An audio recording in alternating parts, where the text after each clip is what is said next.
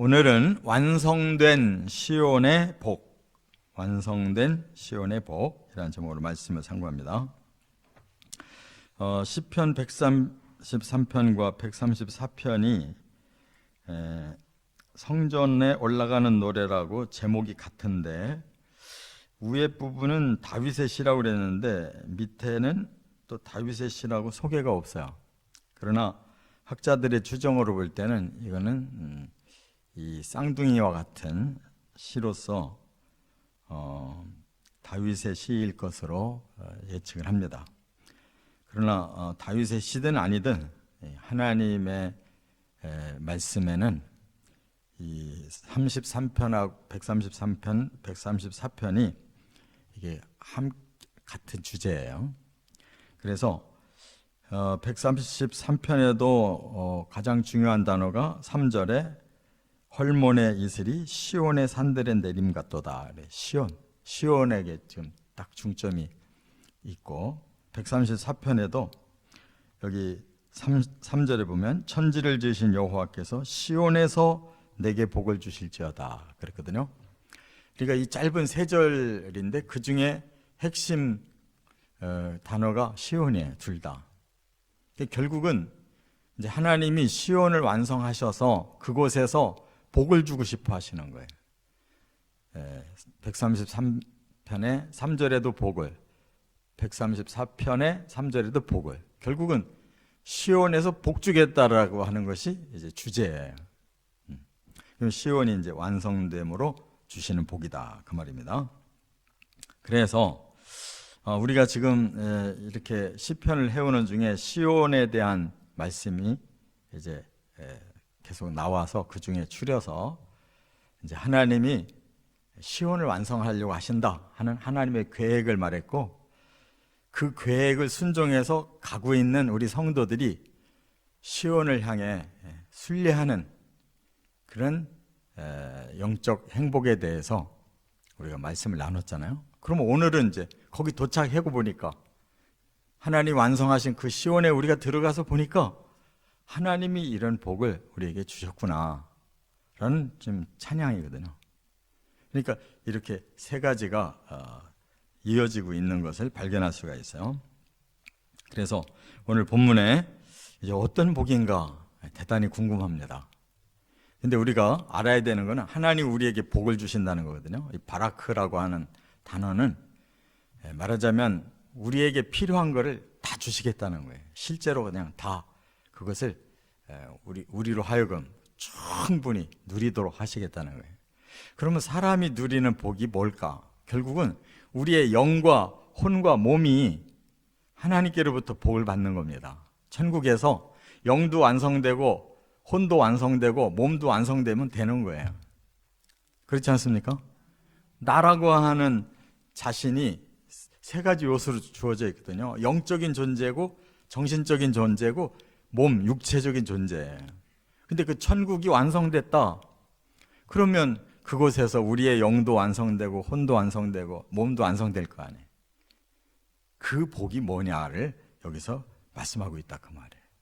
자, 첫 번째 134편 1절 2절과 133편 2절이 이제 같은 내용인데요. 뭐냐면 완전한 영으로 충만한 곳이다. 우리의 영이 완성됐어요. 그래서 우리 사람의 영이 하나님의 영과 같아지는 거예요. 이게 똑같다라는 뜻이 아니라 그 영성에 있어서는 하나님과 다 통할 수 있는 그런 완성된 영성을 가진다 그 말이에요. 자, 그래서 먼저 이 순서가 134편이 사실은 더 먼저가 돼야 되거든요. 133편은 이제 우리가 누리는 것을 강조하고 있고, 자, 그러면 여기 134편 1절 2절에 뭐라고 했느냐? 보라, 밤에 여호와의 성전에 서 있는 여호와의 모든 종들아 여호와를 송축하라 그랬어요. 그런데 지금 하나님의 집에 있는 종들에게 밤에 하나님께 송축하라고 그랬어요. 근데 왜 밤에? 라고 그럴까? 근데 이제 단어를 하나씩 풀어보면은 이게 뭔지를 알게 돼요. 먼저 보라 그랬어요. 이 보라라는 이 말은 이 힘내라는 단어인데 이거는 감탄사예요. 너무 감격스러워서 이야, 하나님이 지금 우리에게 너희는 여호와를 송축해라 라고 하셨는데 밤에 이렇게 말씀하셨구나 라고 막 너무 감격하는 거예요. 우리 같으면 밤에 그러면 웬 밤에 낮에 해야지 이렇게 바로 느낌이 오잖아요. 근데 여기서는 완전한 감격을 가지고 지금 하나님 앞에 송축을 하는 이 감격을 지금 누리고 있다 그 말이에요. 그러면 왜 밤이라고 했느냐? 이 말은 여기 그냥 이 단어가 밤이라고 그랬지 원어를 보면요, 그 밤은 라일이라고 이렇게 원어가 되어 있는데 이게 무슨 뜻이냐면 밤새도록이라는 뜻이에요. 그러니까 이제 깨달아지는 거예요. 하나님 앞에 존전 앞에 우리가 섰어요. 근데 거기가 이 땅의 성전이 아니고 하늘 성전이란 말이에요. 계시록에 하늘 성전이 나오잖아요. 하나님의 보좌가. 그곳에 우리가 서 있다는 거예요. 그러면 그곳에서는 뭐 밤이 아니라 밤을 새워서라도 하나님을 송축하는 이 영광과 이 기쁨, 이 감격을 누리게 되었구나라는 고백이란 말이에요. 할렐루야. 근데 그날은 사실 밤낮이 없어요. 근데 우리들에게는 가장 어려운 시간이 밤인데 감격이 너무 커서 밤새도록이라도 하나님이 우리에게 여호와를 송축해라 한다면 우리는 얼마든지 하겠습니다. 이런 고백이란 말이에요. 그러니까 지금의 우리의 조건 가지고 하는 게 아니에요. 그 나라에서는 영이 완성이 돼서 하나님과 우리가 완전히 하나로 통하는 그 시간에 그 완성의 세계에 들어가서 보니까 너무 감격스러운 거예요. 그래서 여기 2절에는 또 뭐라고 그랬어요? 성소를 향하여 너희 손을 들고 여호와를 송축하라 그랬어요. 손을 들고. 이것도 또 우리는 한계가 있는 사람이라 바로 부담 느끼죠. 우리가 주일날 김 목사님이 손 들고 찬양하자 소리를 잘하는데 성도들을 가만히 보면 별로 원하지 않는 성도들이 있어요. 그냥 들까 말까. 왜냐하면 피곤하거든요. 마음에는 감격이 없는데 겉으로는 감격하는 채 해야 되니까 이게 동하지 않는 거예요. 그런데 여기서 손을 들고라는 것은 그런 상황을 말하는 게 아니에요. 너무 기쁘면 저절로 손이 올라가는 거예요. 하나님을 막 찬양하고 싶어서. 천국에서는 다 모든 게 자율적인데 우리는 그 자율이 완성된 자율이기 때문에 감격을 가지고 하나님을 찬양하는 줄로 믿습니다. 그날이 어서 왔으면 좋겠어요. 이 모든 단어가 다 감격에서 나오는 단어란 말이에요. 그러니까 결국은 우리가 이 성소라고 하는 것이 코데시인데 거룩한 곳이에요. 거룩한 곳. 거기 하나님이 계신 곳이니까 거룩한 곳이란 말이에요. 드디어 우리가 자격도 없는 우리가 더러웠던 우리가 악했던 우리가 바로 그 성소를 가서 하나님을 향해 이렇게 하나님을 찬양할 수 있다면 요한계시록에 봤잖아요. 24 장로도 엎드려서 하나님 경배하고 천사들도 다 또 그곳에 구원받은 성도들도 다 그냥 모두가 다 하나님 경배하잖아요. 거기에 이제 우리가 참여한단 말이에요. 그래서 거룩하신 하나님을 찬양할 때 우리가 거룩해지니까 그것이 더 감격스럽잖아요. 이런 날이 올 줄 믿습니다. 그래서 이제 133절에는 우리의 입장에서의 복인데 여기 바로 2절에 이렇게 되어 있어요. 머리에 있는 보배로운 기름이 수염 곧 아론의 수염에 흘러서 그의 옷깃까지 내림 같고 그랬어요. 보배로운 기름. 이게 뭐예요? 이 실제로 구약에서는 제사장을 세우거나 선지자를 세우거나 왕을 세우면 올리브 기름을 부어줘요, 실제로. 그런데 이건 상징이에요. 올리브 기름은 상징이지 그 기름 자체가 를 말하는 게 아니에요. 그렇다면 진짜 기름은 뭐야? 하나님이 부어주시는 영성을 말하는 거란 말이에요. 하나님 우리에게 주시는 그 영성이 우리의 아론, 특히 가장 하나님 앞에 가까이 나가는 아론에게 부어질 때의 그 모습을 여기서 표현한 거라면 그 나라는 다 왕같은 제사장이에요. 저와 여러분들이. 할렐루야. 하나님과 같은 고귀한 그러한 영성으로 하나님 앞에 같이 나가서 하나님께 영광을 돌릴 수 있는 제사장이란 말이에요. 하나님 만날 수 있는 사람들이에요. 그렇기 때문에 우리에게도 이렇게 보배로운 영성이 그 아론 대제사장의 머리로부터 또 수염으로부터 옷까지 그 영성의 기름이 흘러내리듯이 우리도 영성으로 충만해질 거라는 뜻이에요. 믿습니까? 얼마나 거룩해지겠어요? 얼마나 그 마음이 거룩하겠냐고. 이런 축복을 우리에게 주신다는 말이에요. 그래서 실제로 출애굽기 30장 30절에 보면 제사장 직분을 줄 때 아론에게 기름을 부어라 이렇게 말씀한 말씀을 바로 우리들에게 성취시켜 주신다, 그런 뜻이에요. 예, 천국에서 베드로전서 2장 9절에 우리를 뭐라고 부르실 거냐면 너희는 택하신 족속이요 왕같은 제사장들이요 거룩한 나라요 그의 소유가 된 백성이로다, 이렇게 불러주신다는 거예요. 이게 빈말이 아니고 실제로 우리가 이루어지는 우리들의 신분이에요. 그러니까 이 말씀은 기가 막히게 하나님의 영성을 우리에게 머리부터 발끝까지 부어주시는 그 신령한 마음으로 하나님을 찬양하고 경배하고 예배할 줄 믿습니다. 그래서 요한계시록에도 보면 21장에 이제 천국을 보여주시면서 그곳의 모습, 속성을 이렇게 말해요. 그것은 죄도 없고 속된 것도 없고 가증한 것도 없고 거짓말도 없다 그랬어요. 이게 바로 거룩인 거예요. 거룩이라는 게 뭐냐? 죄가 없어야 돼요.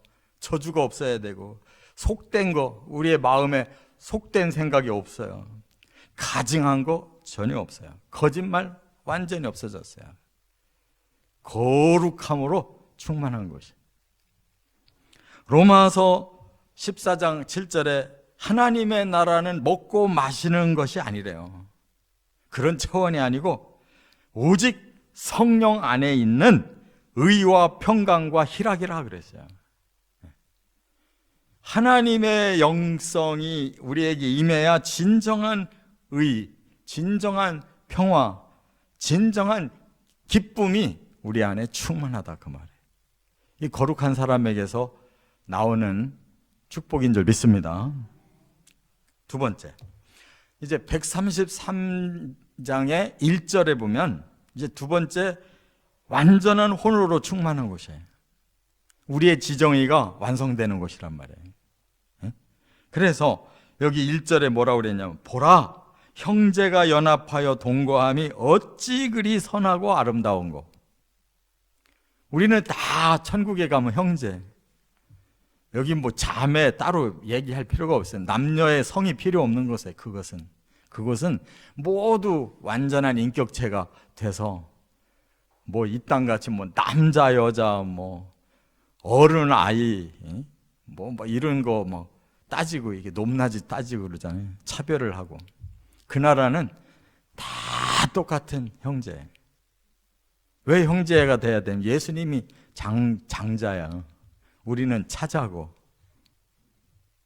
예수님이 남자니까 그냥 우리도 같은 성으로 부르는 게 더 이치가 맞잖아요. 예수님이 여자셨다면 우리는 모두 자매라고 해야지 어울리잖아요. 굳이 그 성을 따지지 말고 우리는 다 같은 피에 예수의 피로 같은 족속이 된 줄로 믿습니다. 그래서 연합해서 동거한다. 이 동거라는 말은 산다는 뜻이거든요. 같이 산대요. 천국에서 우리 모두가 같이 사는데 이 땅 같으면 막 거기에 안 맞는 사람이 너무 많아가지고 막 연합이라는 걸 해야 돼요. 막 서로 합하려고 애를 써요. 연합이라는 게 뭐냐? 서로 이어져야 되는 거예요. 이어져야. 안 맞는 게 있는데 자꾸 이으려고 노력하는 거예요. 근데 그 나라는 모두가 하나니까 그렇게 억지로 되는 게 아니라 모두가 그냥 전부 다 한 마음을 갖게 되는 거예요. 그것이 얼마나 선한 것이고 얼마나 아름다운 것이냐 그 말이에요. 천국은 선함만 있어요. 선. 아름다움만 있어요. 믿습니까? 네. 우리가 뭐 노력해서 하는 게 아니에요. 하나님의 영이 우리를 완전케 하시면 우리의 마음도 인격이 100% 완성되는 거예요. 그래서 여기 선이라는 이 단어가 뭐냐? 토부라고 해서 토부라는 말은 우리가 좋아진 모든 모습을 다 합한 단어가 토부예요. 그래서 어떻게 좋아졌냐? 즐겁고 귀하고 탁월하고 올바르고 준수하고 충실하고 후하고 총명하고 보배롭고 아리답고 번영하고 유익하고 은총이 있고 은혜가 있다.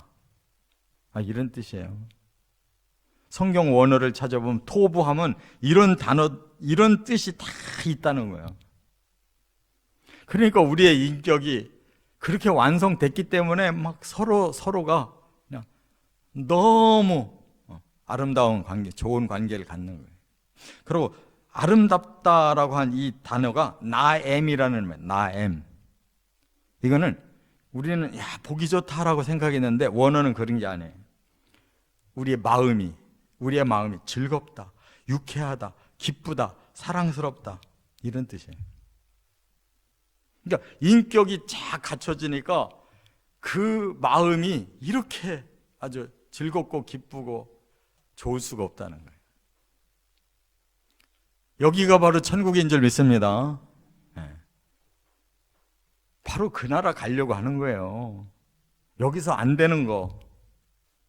그 나라에서 하나님이 우리의 본래의 형상, 영과 혼과 몸을 완성시켜줘서 그거를 누리게 하려고 천국으로 부르시는 거예요. 우리를 위해 부르시는데 우리는 뭐 할 수 없이 가려고 그러니까 이게 되겠냐고.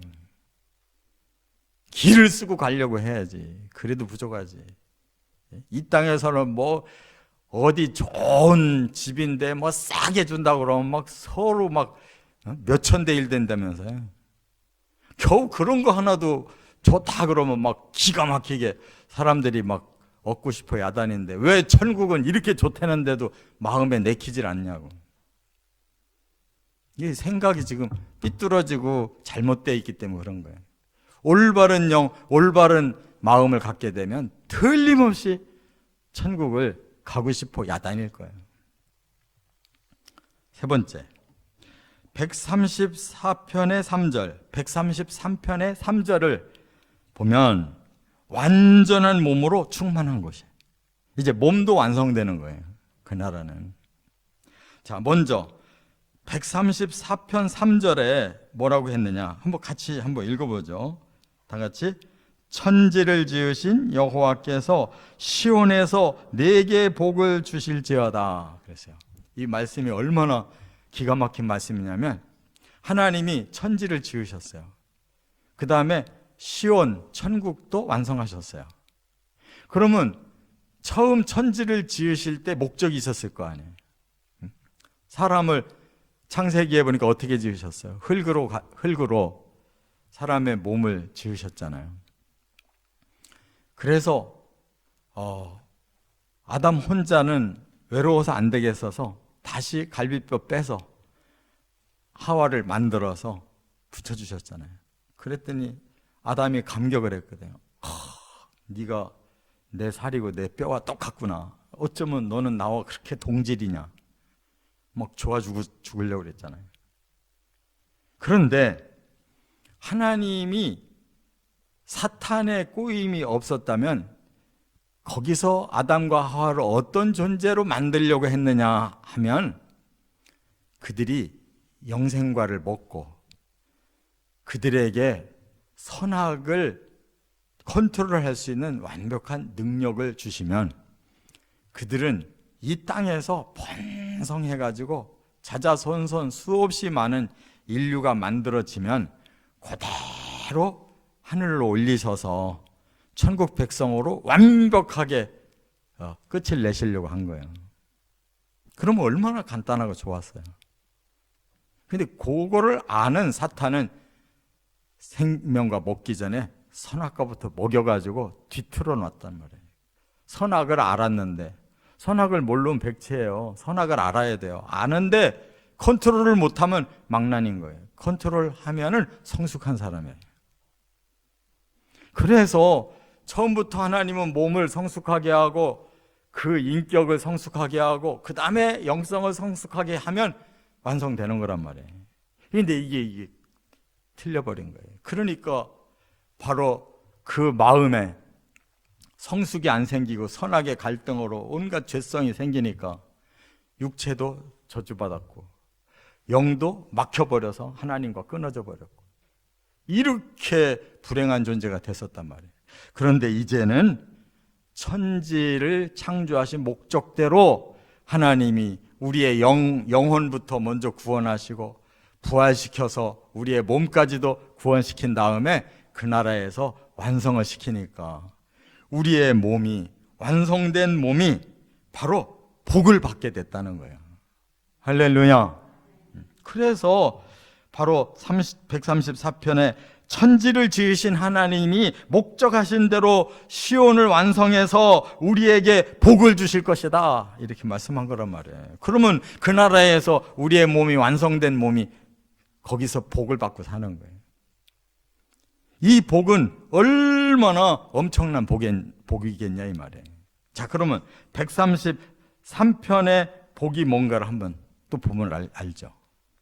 133편의 3절 복 한번 같이 읽어봅니다. 헐몬의 이슬이 시온의 산들에 내린 같도다. 거기서 여호와께서 복을 명령하셨나니 곧 뭐다? 영생이로다. 우리 몸이 썩을 몸이 아니라 영원히 사는 몸이라는 거예요. 완전해져서. 할렐루야.